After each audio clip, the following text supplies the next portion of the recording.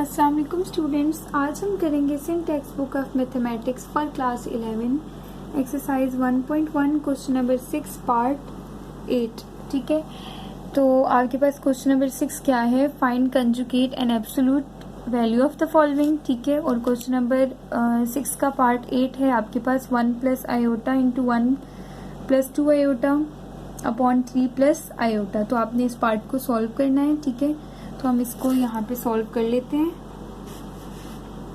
सबसे पहले तो आपने क्या करना है, यहाँ पे सॉल्यूशन लिखना है। ठीक है, आप यहाँ लिखते हैं solution.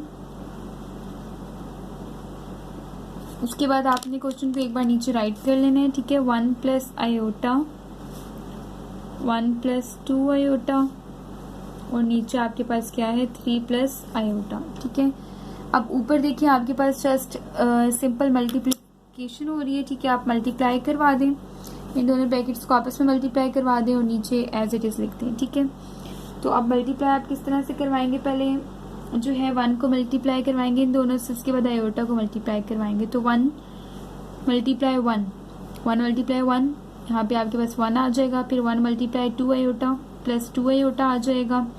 Iota multiply 1 plus iota और आयोटा मल्टीप्लाई 2 आयोटा, तो 2 आयोटा का स्क्वायर। ठीक है, और नीचे जो है आपके पास क्या आ गया 3 प्लस आयोटा आ गया। ठीक है, अच्छा उसके बाद आपको पता है यहाँ पर कि आयोटा स्क्वायर जो है वो इक्वल होता है, आयोटा स्क्वायर आपके पास इक्वल होता है -1 के। ठीक है, आयोटा स्क्वायर -1 के इक्वल होता है। ठीक है, आप यहाँ पर आयोटा स्क्वायर जहाँ पर आ रहा है वहाँ -1 पुट कर दें। तो 1 plus 2 iota plus 2 multiply -1 divided by 3 plus iota. ठीक है, उसके बाद आपने क्या करना है, सिंपल इसको सॉल्व करेंगे। 1 प्लस 2 आयोटा है प्लस आयोटा है प्लस माइनस 2। ठीक है, 2 1 2 होगा और -2 हुआ और नीचे 3 प्लस आयोटा है। उसके बाद रियल पार्ट्स को आपस में करें और इमेजिनरी पार्ट को आपस में। 1 - 2 -1। ठीक है, और 2 + 1 + 3 आयोटा और नीचे क्या आ गया आपके पास 3 प्लस आयोटा।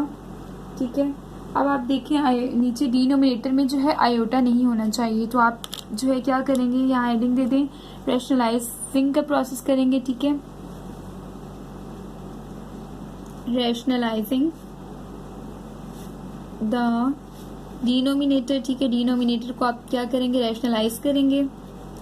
अब रैशनलाइजिंग का प्रोसेस कैसे होगा, आप देखें क्या करेंगे, इसको इसी के कंजुगेट से मल्टीप्लाई करना है। सिंपल जो यहाँ पे ये है ना, इसको इससे मल्टीप्लाई भी करेंगे डिवाइड भी करेंगे, जस्ट साइन चेंज करके। आपके पास क्या है -1 + 3 आयोटा है और नीचे 3 प्लस आयोटा है। इसको मल्टीप्लाई करना है 3 माइनस आयोटा से, इसको डिवाइड करना है 3 माइनस आयोटा से। ये हमने इसको कर लिया रैशनलाइज। कैसे किया, जो इसका डिनोमिनेटर था उसका साइन चेंज करके मल्टीप्लाई और डिवाइड कर दिया। ठीक है, तो आपने इसको मल्टीप्लाई और डिवाइड करवा दिया यहाँ पर। अब ऊपर मल्टीप्लाई करवा दें, -1 मल्टीप्लाई 3 -3। ठीक है, और -1 मल्टीप्लाई माइनस आयोटा, तो आपके पास ये हो जाएगा प्लस आयोटा।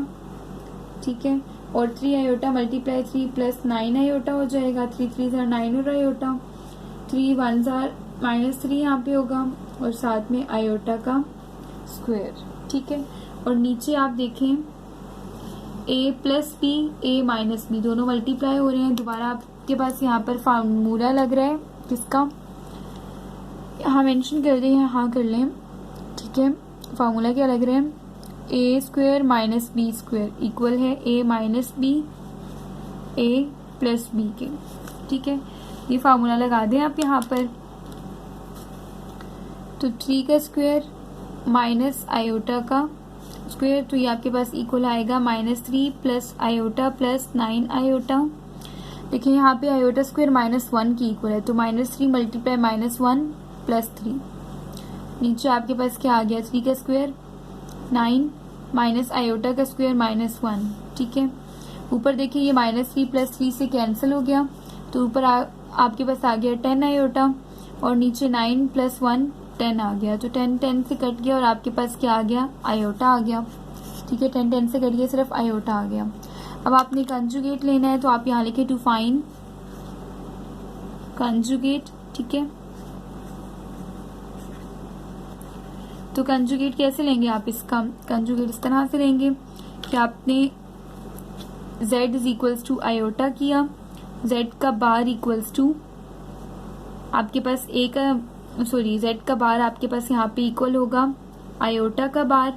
जब बार हटता है तो इमेजिनरी पार्ट के साइन चेंज हो जाते हैं, तो ठीक है माइनस आयोटा आ जाएगा, ठीक है। आपके पास z equals to minus iota आ गया, तो ये आपके पास इसका कंजुगेट आ गया है, ठीक है।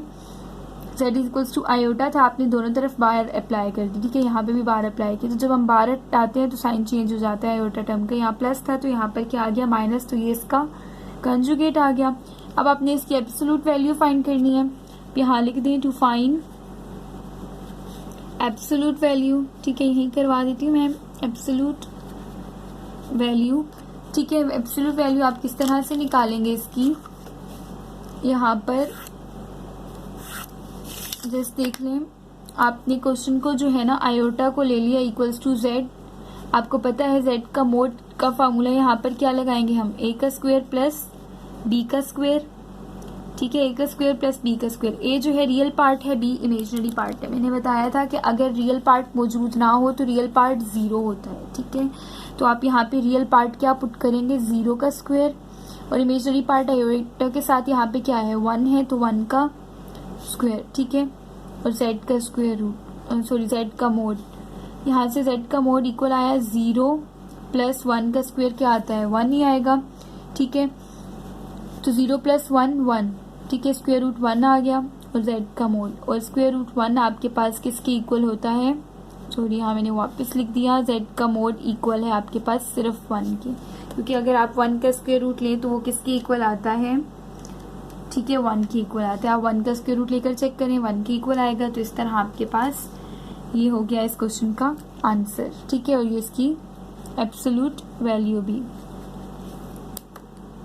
तो ये था आपके पास क्वेश्चन नंबर 6 का पार्ट 8, ठीक है। तो यहाँ आपके पास क्वेश्चन नंबर 6 कंप्लीट हो गया।